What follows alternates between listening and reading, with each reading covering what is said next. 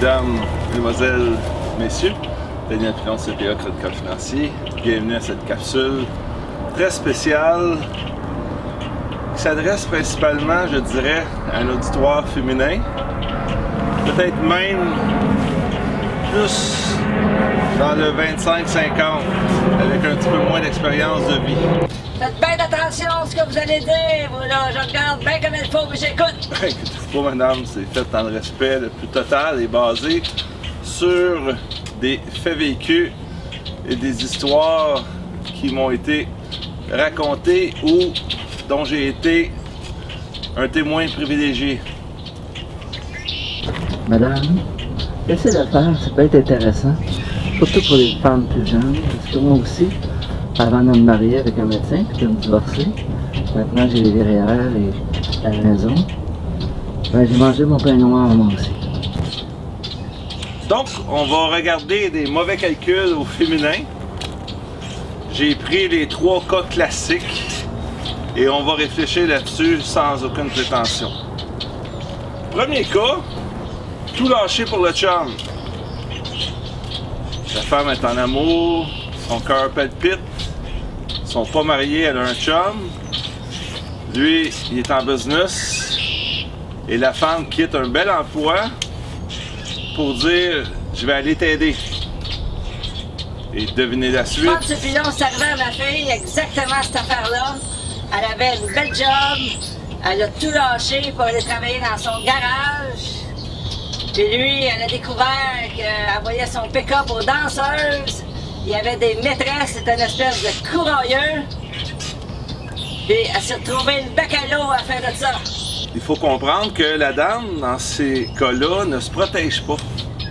Il y a moyen de signer des ententes ou de se protéger d'une façon ou d'une autre. Parce que si on lâche tout, on aller travailler chez son chum, on n'est pas marié, on devrait allumer que si la relation pique du nez, il y a des chances que l'emploi y passe aussi. Et après ça, ben, on fait pitié. Deuxième erreur de calcul très grave, s'attacher à un canular. Un canular, c'est quelque chose qui est complètement faux, une illusion. Moi, c'est arrivé à une des bonnes amies. Elle était dans un club un soir, un jeudi soir, et puis il y avait un homme qui tournait autour d'elle, elle s'est dit « touche pas à ce gars-là ». Et puis elle s'est laissée charmer, elle était très plaisante, très séducteur. Et puis on commençait à se fréquenter, elle était toujours chez elle. Elle n'allait jamais chez lui. Et elle était totalement amoureuse. Et au bout d'un mois ou deux, elle a décidé de lui présenter à sa famille. Donc, on va aller faire le tour d'une belle région du Québec, au Lac-Saint-Jean. Et puis, rendu à Trois-Rivières, il a dit qu'elle avait oublié son portefeuille.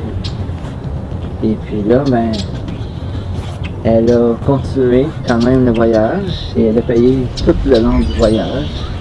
Quand elle est revenue, elle avait des messages à ses frères qui disaient « débarrasse-toi de cette espèce de raisin-là ». Donc, elle a payé tout le long. Et je serais curieux d'entendre la suite de l'histoire du gars qui voyage avec sa blonde sans portefeuille. En fait, elle a commencé ensuite à se poser des questions. Et elle a réalisé qu'elle n'allait jamais chez lui parce qu'il disait qu'il était en séparation, que son ex était encore là. C'est un grand mystère à la maison. Puis elle a embarqué une fois dans sa vanne. Et puis elle s'était aperçue qu'il y avait plein de linge dans le fond de la vanne. Et puis là, elle a allumé que c'était un gars qui était sans le sou. Et il lui avait dit qu'il était un homme d'affaires prospère. Et puis elle a eu beaucoup de misère à s'en débarrasser. Elle s'est coûté cher pendant les 2 mois qu'elle fréquentait. Donc attention, canular qui donne des signes de richesse et de vie confortable.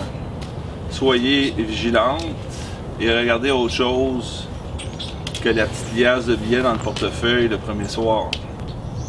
Finalement, donner une plus-value à la maison du copain.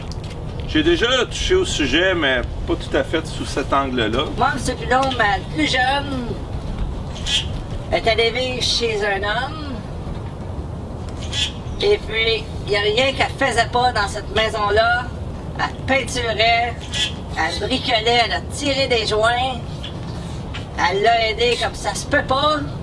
Elle payait un loyer. Puis quand il l'a largué pour un autre, il n'y a pas donné de mot de scène. Ouais. C'est exactement ce que j'allais dire. Effectivement, quand deux personnes s'en vont vivre ensemble, c'est le temps de négocier. J'ai déjà fait une capsule là-dessus. Est-ce que la personne, la femme, est intéressée par la maison du type? Sinon, ben, un loyer raisonnable, on négocie. Ben, regarde mon beau, je vais en faire ici. Je suis une frotteuse, je suis une nettoyeuse, je suis tout ce que tu voudras.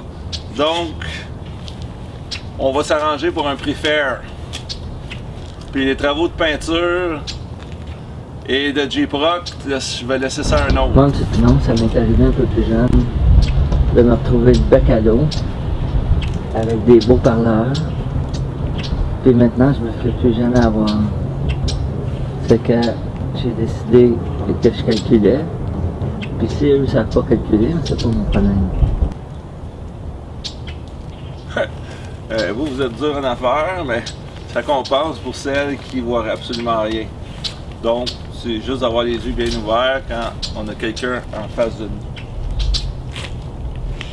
En espérant que cette capsule sur les mauvais calculs au féminin vous a plu, je vous invite à partager pour vos proches, parents, amis, quiconque dans votre entourage pourrait être vulnérable à faire des erreurs de calcul coûteuses.